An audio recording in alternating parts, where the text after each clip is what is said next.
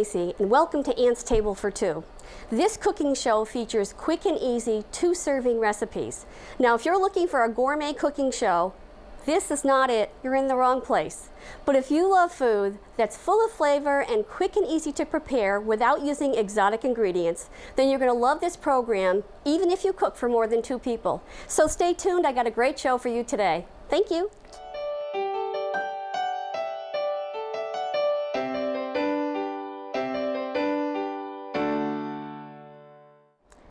On today's show, we're going to do Chinese eat-in. I'm going to show you how to prepare a very healthy pork fried rice, one of my husband's favorites, and it's loaded with fresh vegetables. And I'm making the easiest sweet and sour pork, another one of my husband's favorites that is better than anything you've ever had in any Chinese restaurant. First, I'm going to show you how to prepare your pork tenderloin. Now, if you keep a kosher home, please substitute chicken for the pork tenderloin or any other kind of pork that you might want to use. And just for this segment, just, you know, kind of close your eyes.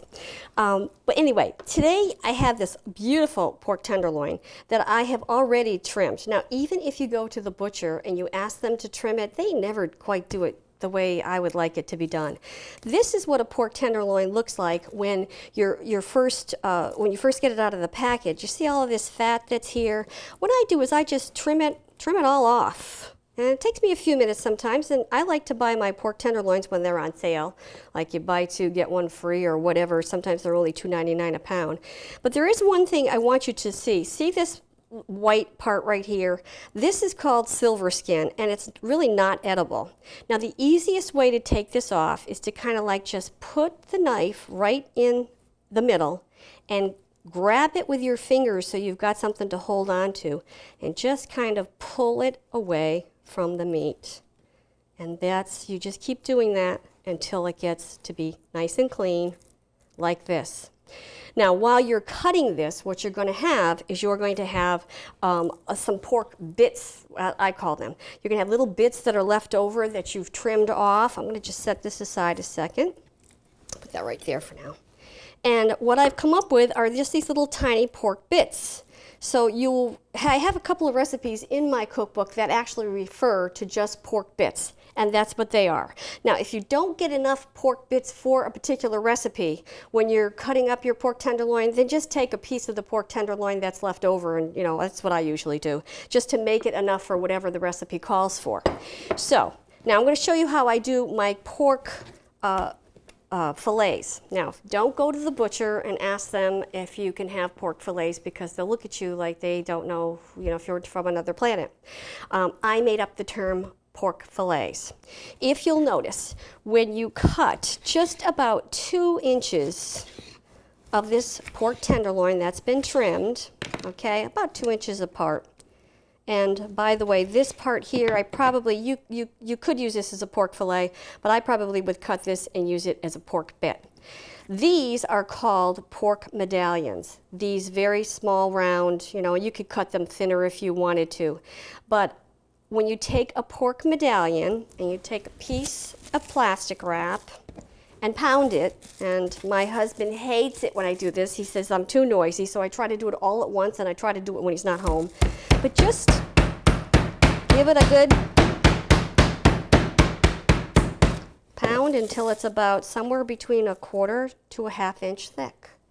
And it comes out lovely, and it's a beautiful pork fillet.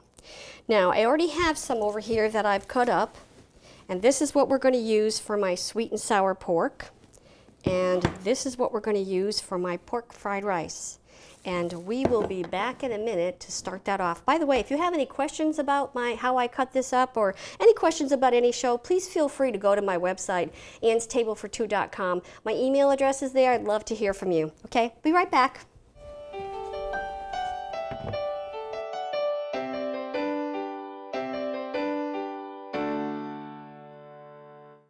Okay, we're back with my pork fried rice. Now, this happens to be a very healthy meal, believe it or not.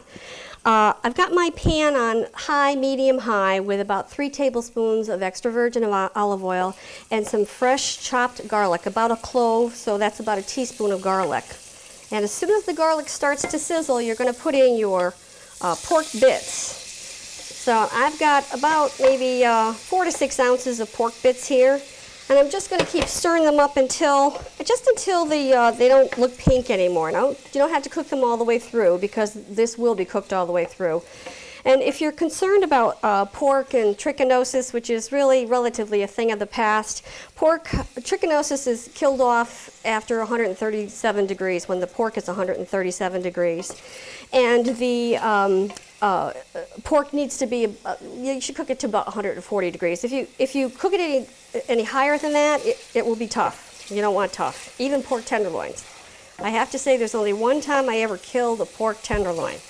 I had it was a concoction I whipped up in my mind, and I put it in the crock pot all day long, and it was not good. But that was the only time I killed a pork tenderloin. Now, we're going to let that just sizzle a little bit. Now, my vegetables. You can put any kind of vegetables in here that you want.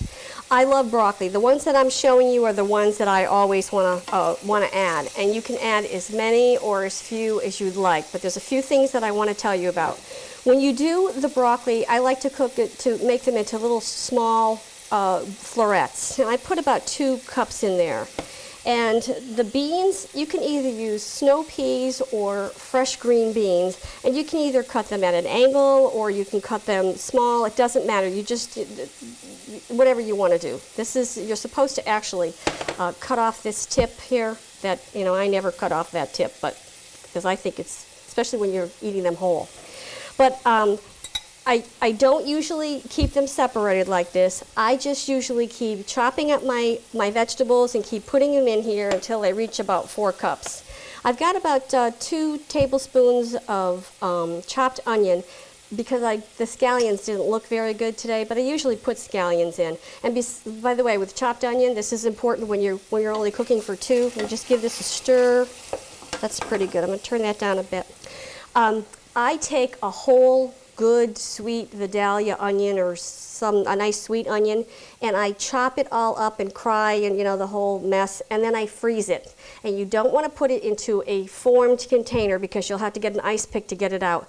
You put it in a plastic bag, a freezer bag, and that's all you got to do is bang it on the counter and you can get out as much as you can. I usually have it in there for about a month and a half, and I can use one whole onion, and that way I don't have to just chop off just a little bit, and it just is better.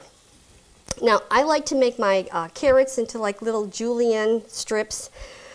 Usually it's about a whole carrot. This is a little bit more. And then, if the bean sprouts look good, I love the bean sprouts. Now, you have to remember that these are all kind of dense, or actually the beans and the carrots are dense, so they don't take up as much room. So this kind of creates a lot of space in between. So these are a lot of vegetables. I sort of overdo it on the vegetables when I do this because this is one recipe that my husband actually likes and eats. He'd rather have ice cream than a vegetable. He likes to eat the vegetables here, so I, load him up. So, which means that this usually comes to be 2 to 3 servings rather than just 2 servings. All right, that's more than enough cooked. Then I just put all of my vegetables in. I'm going to take another one of these. And I just coat it. I turned it down because I was talking to you. Just enough so everything gets coated with the oil. And you notice I left a couple of bean sprouts out. That's because I like to add those at the very last minute to give it a little bit of crunch. All right, that's done. All right, now I'm going to put the cover on. I'm going to leave it here on about medium to medium high and let it simmer for about 10 to 15 minutes, just until the vegetables become tender. And as soon as that's done, I'll be back to add the rice and the flavoring. Be right back.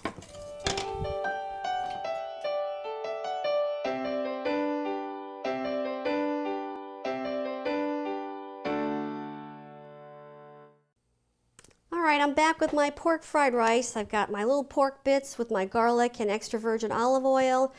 with my vegetables, some nice little broccoli florets and some green beans, or the snow peas if you prefer to do that. I use the green beans because I find that it's easier to get green beans by the handful, or you can buy just about 3 green beans or a pound of green beans. Whereas the snow peas, they either come in a package and I don't need all of those. So that's why I usually use green beans. And my carrots and onions and my mung bean sprouts. So my vegetables are tender crisp. Now I'm going to add a tablespoon and a half of soy sauce. And the rest of my bean sprouts to maybe give it a little bit of crunch. And I'm going to put in about a cup to a cup and a quarter of cooked rice. Now, I'm going to give it a toss. Then I want to talk to you about the rice. There we go. Make sure everything's nice and mixed. And I'm going to leave this on the stove to let the soy sauce all blend in and everything kind of marry here. And just let everything heat through. Now, if you want to make this an even healthier meal, if you use low sodium soy sauce, it would even be better than using the regular. I've tried low sodium soy sauce, and I think it has kind of a funky taste myself, so I use regular soy sauce. But I want to tell you about the rice issue. Many years ago, a long time ago, in a galaxy far, far away, I stopped cooking rice. I could never get it to the texture that I wanted. So what I found was that Chinese people really know how to cook rice, and they know how to cook it perfectly. So I do one of two things. I either go to my favorite Chinese restaurant and I ask for a 26 ounce, and it's not 24, for some reason it's 26 ounces of steamed brown rice. They cook it perfectly, and it's brown rice, which is even healthier for you than regular rice. And how they can fit 4 cups of brown rice in here, I don't know, they're magicians, but they do it. I take it home, I measure it out into half-cup servings, put them in little plastic baggies, and I put them in the freezer and mark them for the date that I put them in there. Because nothing stays in my freezer for longer than 3 months. When it's been there for 2, then I start looking for something to do with it. But that's how I use my rice. Either that or I use a bag of rice pilaf mix. I don't have the time to be stressed out when I come home from work to try to cook my rice perfectly. So I cheat, and I like how I cheat. By the way, with these the vegetables, this is one meal that I like to cook on a Sunday night because on Monday night rather, because on Sunday night when I'm usually watching the football, I'm in the kitchen chopping up my vegetables and I put them all away. And then when I come home from work, my husband is always amazed, and he shouldn't be by now because I've done this a million times. But I'll walk in the door and 20 minutes later I'll call down to him and I'll say dinner's ready, and he'll go, already? It honestly only takes me 20 minutes to put this whole thing together by the time, as long as I prep everything the night before. So I think we're done here. Let me shut this off. And while this is cooking, if you find that the vegetables and the pork is sticking to the bottom of the pan while the vegetables have been simmering, just add a little bit of water or chicken broth. But this is no sticking. This is good. Okay. Let me just move this over and plate this. Let's see if I can do this without burning myself. I've done this in another episode in case you haven't noticed. Burnt my mouth, but good. This looks like it's only going to be 2 servings. I almost always bring some leftovers for lunch the next day with this serving. And my cookbook started out with just serving 2 people because I actually wanted to make my husband a carrot cake.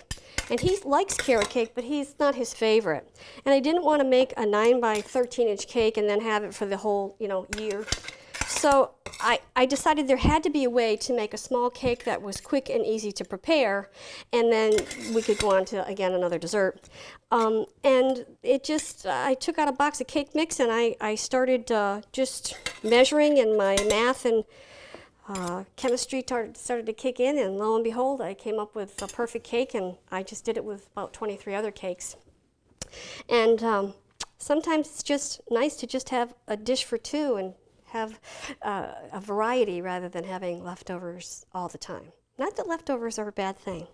So this just made just 2 servings. I can't believe it. I think that's the first time I've ever made just 2 servings.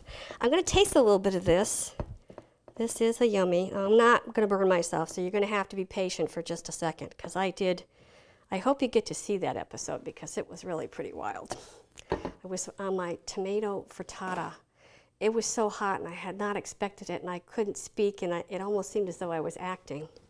This is hot.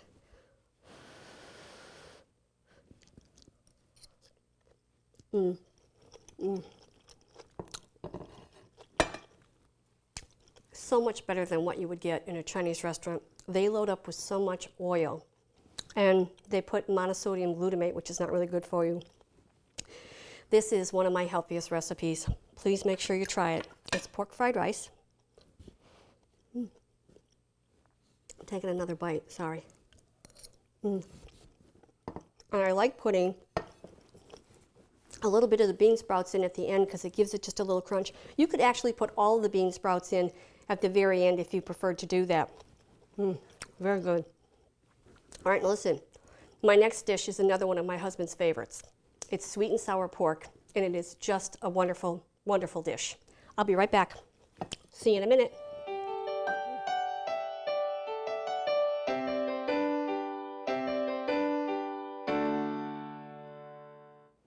Hi, I'm back with my sweet and sour pork. Now I'm going to start out by making the sweet and sour sauce. And how it starts out with is dark Russian dressing. Now this is very easy to find in any grocery store. It's kind of a burgundy burnt orange color, all right? You want to use 1/4 cup. And I don't have my glasses on because I don't want to wear my glasses so that I really look old on camera. So I had to do what I just did. You know, vanity. The older you get, the more vain you get. All right, so I have 1/3 cup of that. Now I've got a tablespoon of raspberry jam, jelly, preserves, it doesn't matter. I always have the no sugar raspberry preserves in my refrigerator, so that's what I use. So I have a tablespoon of that. Then I have a tablespoon of soy sauce, and again, I like regular soy sauce. Alrighty. And a tablespoon of onion soup mix. This is dry onion soup mix. You find it in the soup aisle, and you can get the store brand, you can get the national brand, it doesn't matter. But I find that both brands, if you will take them and put them in the food processor for just about, about 10-15 seconds, the long strips of dried onion they'll chop up and they'll become small, little tiny things, so that you're not getting, it's easier to measure that way. So I take that after, and I put both bags. There's 2 bags in here. I put them in the food processor for just about 10 seconds, and then I put them in a recycled jelly jar, and then I just measure it out as I need it. And that's what I'm using, a tablespoon of that. And I'm using a 1/2 teaspoon of minced garlic. Now you can use fresh garlic if you want. I'm lazy today, I'm using the one in the jar. The one in the jar is fine. Although the one in the jar is a little less intensive flavor than fresh garlic, but I usually am cooking when I come home from work and I'm tired, so I cheat anywhere I can. This is ground ginger. You can use fresh ginger if you want. I don't, because I can't be bothered. Again, I'm lazy. Can't help it, I'm lazy. I use just a pinch, and a pinch is about 1/8 teaspoon or less. Ground ginger. And I'm just going to take that and just give it a little whirl with my little tiny wire whisk. I have wire whisks in every size. There we go. Okay, and I'm just going to put it over here by the stove so that when we're ready to use it, it'll be here. And I'm going to turn my skillet on high. And now I'm going to dredge my beautiful little pork fillets. Let's see here. Okay. So these pork fillets are approximately 2 ounces each. So I have 6 of them. I usually serve between 4 to 6 ounces of meat per person when I'm serving. Anything, chicken, whatever. 4 to 6 ounces is usually. Oh, by the way, while we're discussing that, when I made up my serving portions for my cookbook, because it is for 2 people, You might think that possibly there's not enough food there because you usually have a man and a woman eating, and the woman doesn't eat very much and the man usually eats, you know, a lot. Well, that's not even close to being true in my house. I eat like a truck driver, a lumberjack. My husband eats like a bird till it comes to ice cream. So the measurements should be just about right for any normal couple. My husband has a couple of friends, male friends. When we go out to dinner, I usually am the one who can keep up with the other two guys, not my husband. My husband doesn't eat as much as the other two women. So, all right, we're all set, and I'm just going to wash my hands here for a second, just to rinse off all of my flour. Okay. All right, let's see, is my skillet hot enough? I think so. So, I have a tablespoon of canola oil in here. Now, you can use extra virgin olive oil if you, I think that just has just a little intense flavor. So, this is canola oil. So, I'm going to take my pork and just put it on after it's been dredged in my flour. By the way, I use approximately only about a tablespoon to 2 tablespoons of flour when I'm dredging my pork. This is to give it a little bit of thickness in the sauce. And my skillet's not quite hot enough. The technical difficulties that we have sometimes. So what I'm going to do here is just sear this for about maybe a minute on each side, just to kind of like try to get it brown. And of course, if my pan was hot enough, it would be going well. Now, again, you could use chicken if you wanted to, and the one thing you want to do if you're going to substitute chicken for this instead of pork, pork takes a little bit longer to cook. Again, pork is about 137 to 140 degrees. You do it 140 degrees, the temperature, and it's cooked. Here, you're not going to use a thermometer because it's a pork fillet. But when you're using chicken, just the juices just need to run clear, and then it's done. And it doesn't need to cook quite as long. As a matter of fact, I think I probably cook this a little. I say 6 to 8 minutes you'll see when I'm going to simmer it on each side. It probably doesn't even need to be cooked that long. But I still have this mental block in my brain about pork and making sure it's cooked. And it does have to be cooked. All right, so I'm doing this on both sides. See how it's just a little bit browned on each side? There we go. I don't actually have to wait till that other side gets brown. We're hot enough. I'm going to take my sauce now, and I'm just going to pour it over. You hear that sizzle?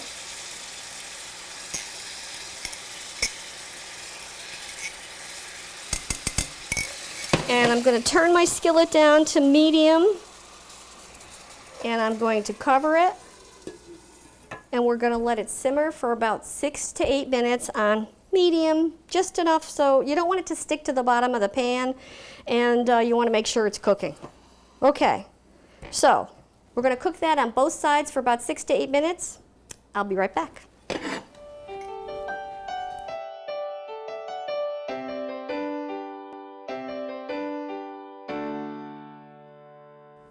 Okay, we're back with my sweet and sour pork. And unfortunately, you can't smell how wonderful it is in here, but you're going to get to see it anyway. Now, what I did is I have my pork fillets that I dredged in the flour, and then I just sautéed them just a little bit, or seared them on each side with about a tablespoon of canola oil, not extra virgin olive oil. Then I poured the sauce on and I turned them over. I let them simmer for 6 minutes, and then I turned them over and let them simmer for another 6 minutes. And this is what they come out like. Just lovely little fillets of wonderful pork with a fabulous sauce. By the way, you may be kind of tempted to put extra oil in the pan before when you put the pork in after you've dredged them, because you're afraid they're going to stick. But don't do that, because the salad dressing has so much oil in it that then it would get to be just, there's too much oil. You don't want to do that. So I'm just going to give my sauce a little bit of a stir here. It's funny, every time I stir something when when I've been doing these shows, my husband first tried to tape me so that I could have some video clips on my website. And we know nothing about lighting and sound, and that's all you could hear was the spoon banging against the bowl. So I remember that every time I do this here. I'm hoping you're not only hearing that. So I'm just going to take my sauce and just put it right over here. Oh, this is so good. There you go. This is just enough for 2 people. Isn't that beautiful? Look at that. Now I'm going to take a little piece of this, a little bit of the sauce. This is better. I won't order sweet and sour pork in a Chinese restaurant because usually what they do is they dip the pork in a batter and deep fry it first, and I don't fry anything. I do a lot of bad things with food, and frying is not quite one of them. So one of the only things I don't do. But I want you to see it's perfectly cooked. Yummy. And it's hot. Not burning myself quite like I have in the past. It's got that nice bite from the ginger, and it's sweet and sour pork, and it's just fabulous. Now, I like to serve this with rice and a green vegetable. Usually steamed green beans and a plain white rice. Don't get a flavored rice with this because there's plenty of flavor in this already. Okay, now listen. Be sure to look for the rest of my shows while I'm finished eating these. You just can go looking to check to see when my next show is going to be on. And I'm wearing my food well. Anyway, it's great having you. Please watch me again. Remember, it's Ann's Table for Two, and my website is annstable42.com. And also remember, when serving only 2, there's no need to overdo. See you next time. Bye.